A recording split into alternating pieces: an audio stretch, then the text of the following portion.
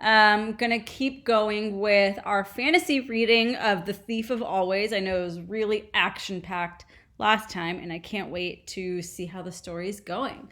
Just a quick reminder is like we're in our fantasy unit, and we really want to think a lot deeper about the fantasy. It's not just entertainment or magic or fun. Fantasy stories tend to have a lot more in them if you know how to look for it. So like I said, fantasy is not just about the magic or the wizards or the elves. It's about much more. Oftentimes it's about the human condition. What's it like to be human? Sometimes it's about good versus evil, about power, about love. So we want to think deeper when we're looking at these fantasy stories. So what we're going to be thinking about today is fantasy readers think about the implications of the setting. That means like, how does the setting impact the characters and the story? So in this case, in The Thief of Always, they're at the holiday house, and it's very dark, very creepy. So that's affecting how the story is going, and it's also affecting how the characters are feeling. We want to be thinking about concepts of power. We want to be thinking about internal and external problems the characters are facing. So what on the outside are they facing, but also what on the inside do they have to overcome? And we also want to be thinking about life lessons or themes that the readers and characters are learning. So just to recap a bit from The Thief of Always, I want to remind us of what we learned in our first reading of this story. Harvey Swick was a bit bored with his life. He wasn't fulfilled. He got invited to Holiday House, a place full of fun and dreams coming true for children. However, it is also a dark place, not just dark in terms of light, dark in terms of the energy and it being creepy. A creepy man named Jive approaches Harvey and reminds him that he wanted to get back at his friend Wendell for a Halloween trick. Jive and Mar help Harvey turn into a vampire bat. Harvey swoops down on Wendell and Jive encourages him to kill/bite Wendell, but Harvey decides this is not the right thing to do. And that's where we left off last time. So I noticed an emerging theme based on Harvey's actions. I think there's a lot of good versus evil. Doing the right thing when other people are encouraging you to do the wrong thing. And that goes with my other theme about making difficult decisions. Sometimes we're stuck or we're forced to have to make a decision that's not always easy to make. And I think that the author might be trying to teach us something about that. So let's get started. And then it swooped right down at me. It had big fangs and... Harvey, you're alive! Of course I'm alive. Why shouldn't I be? There was something out there. It almost ate me.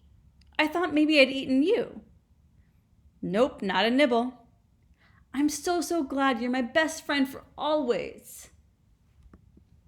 So I'm realizing that Wendell didn't know or realize that the vampire bat was Harvey.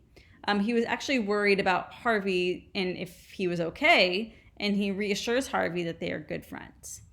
So I'm noticing that's important about their character relationship. The following day, Wendell, what's up? What's going on? I can't get out. I want to leave Harvey, but there's no way out. Of course there is. I've been trying for hours and hours, and I tell you, the mist keeps sending me back the way I came. I want to go home, Harvey. Last night was too much for me. That thing came after my blood. I believe you. Honest, I do. I've been kidding myself about this place. It's dangerous. It seems perfect, but... Shh. Keep your voice down. We should talk about this in private. Like where? The whole place is watching and listening to us. Don't you feel it? If I don't leave, I'm going to die here or go crazy like Lulu. We're not the first, you know. So I'm noticing that the problem is really deepening. In stories, there's a problem, but then sometimes the problem gets deeper. And in this case, it's deepening. Wendell wants to leave Holiday House, but he discovered that there's no way out. He too feels that there's a very creepy feeling in the air there, that they're unsafe.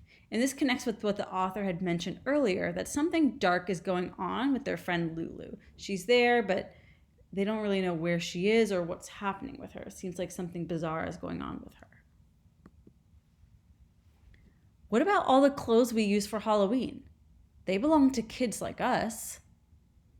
If there's a way out in there, if there's a way in, there must be a way out. Be careful. It's got some tricks up its sleeve. Turned around? How? Now you believe me? What do we do? I'm going to do a little looking around. Knock, knock, knock. Lulu? Lulu? Mr. Griffin, Mrs. Griffin, have you seen Lulu? No, and I wouldn't pay too much mind if I were you. Mr. Hood doesn't like inquisitive guests. So I'm feeling like the problem is deepening even more. The house itself actually made them turn around without them trying. Harvey asks about Lulu, and they find out that Mr. Hood doesn't like children who ask questions. So that's making me as a reader think that there's something he's hiding. Anyway, I don't believe Mr. Hood exists. I've been here for days, and I haven't seen him once. Please, child, be content with what you know. You're here to enjoy yourself for a little time, and it flies by. It's not like I'm going to stay here forever. Or am I? Stop. What is this place, Mrs. Griffin? Is it some kind of prison? We're locked up here, aren't we? Yes, me too. And there's no way out. And if you try to escape again, Karna will come after you. Karna? He's up there on the roof. That's where the four of them live. Rictus, Mar, Karna, and Jive. I've met them all but Karna. The problem is even deepening even more. Harvey finds out that they're actually trapped in the haunted house forever, like in a prison, and there's no way out. Mrs. Griffin, sorry, I wrote Mr. by accident. Mrs. Griffin also knows somehow that Harvey and Wendell tried to escape. She warns that this is dangerous. Pray you never do. Listen, Harvey. I've seen many children come and go, but you are one of the brightest souls I've ever set eyes on. Use your hours here well. They're fewer than you think. I still want to meet Mr. Hood. Mr. Hood is dead, so don't ever ask about him, ever again.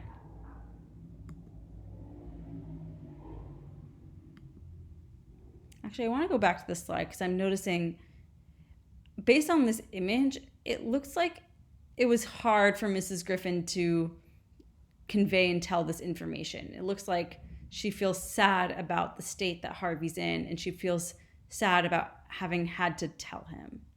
So the author gave this image its own frame without even any text, just for us to look deeply at it. Well, what's the story? Everything's fine. Why don't we just enjoy ourselves while we can? Enjoy ourselves? How can we enjoy ourselves when we're locked in? It's better in here than it is out in the world. So I'm noticing a possible theme, a new one, because Harvey is telling Wendell that everything's fine and they should just enjoy themselves. So I'm almost thinking that this is like a lesson that when you can't change or control things, to try to make the best of it. And I kind of feel like the author's trying to teach us that here, in this moment. That's true, isn't it? I noticed this slide has a big focus on their hands in this exchange of what looks like crumbled up paper. Maybe you should just find a quiet little corner and do some reading. Maybe I'll do that. Good. I'm going outside. I think what he meant by reading was reading this note that I'm passing you. Meet me at midnight at the wall. Act normal. The rest of the day passed for the two of them like the performance of a strange play, heading out to play trick or treat with a show of loud laughter. Bang!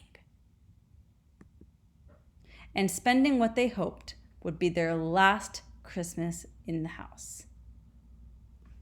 So I feel like this section that we read today, the purpose of it was really to accelerate the plot and to get the problem deeper and deeper.